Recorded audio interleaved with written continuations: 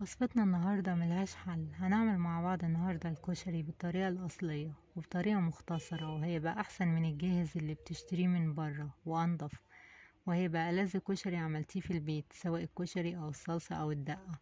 وهنعرف السر اللي ما يخليش الرز ما يعجنش معانا.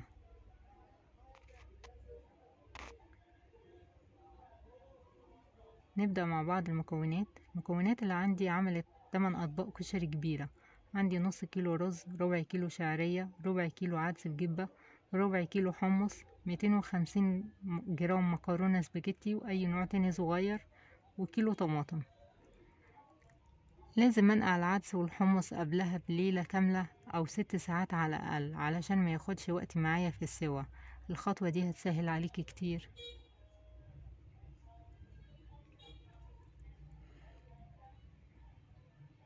عندي بصلتين كبار مقطعاهم شرايح، ضفت عليهم معلقة نشا ومعلقة دقيق علشان تمتص الرطوبة منها. معايا كوباية زيت ضفتها على طاسة لما سخنت، واضيف عليها البصل. في نفس الوقت انا بسلق المكرونة وبسلق الحمص على جنب. المفروض البصل يبقى كل الشرايح دي متقطعة بتساوي قد بعض، علشان لما تيجي تتحمر كلها مع بعض.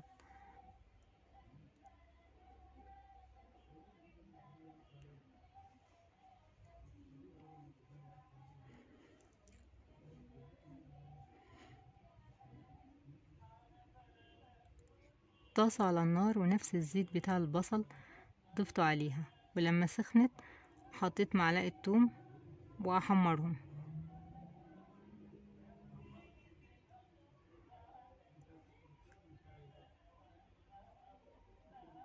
انزل عليهم بعصير الطماطم، ممكن تضيفي معلقتين صلصة، وضيفي عليهم معلقة صغيرة كمون وكزبرة وملح حسب الذوق، وكده الصلصة تكون خلصت معانا.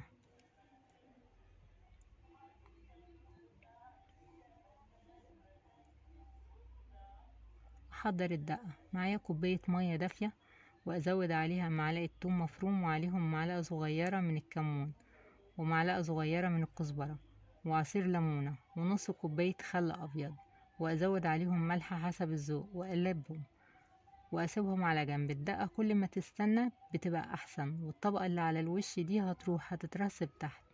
يعتبر الكشري اصله الدقة.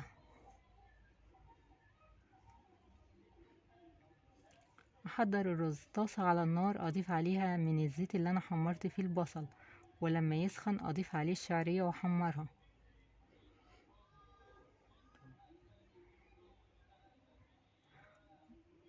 ازود عليهم الرز اللي انا غسلته قبل كده، افضل احمص فيه لحد ما تسمعي صوت التشتشة بتاعته.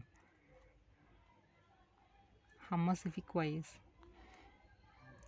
اضيف عليه العدس واحمص فيهم شوية.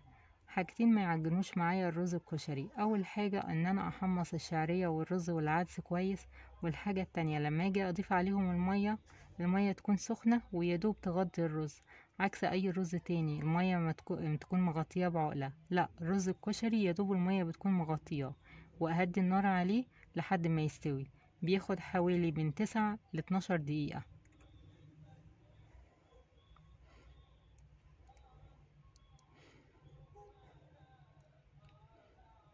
اديله تقليبة واسيبه على جنب يرتاح.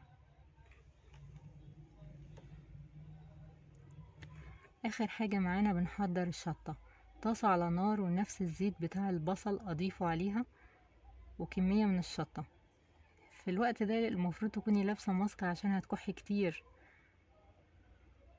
احمرهم شوية واضيف عليهم ربع كوباية من الصلصة اللي انا عملتها قبل كده، وربع كوباية من الدقة اللي انا عملتها برضو، ياخدوا غلوة وكده خلاص.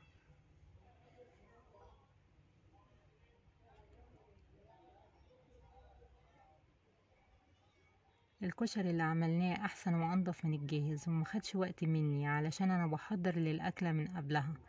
الريحة تجنن، كأني واقفة في محل كشري، والطعم رهيب. اذا عجبكم الفيديو دوسوا لايك واشتراك في القناة. اشوفكم على خير ان شاء الله قريب، وباي باي.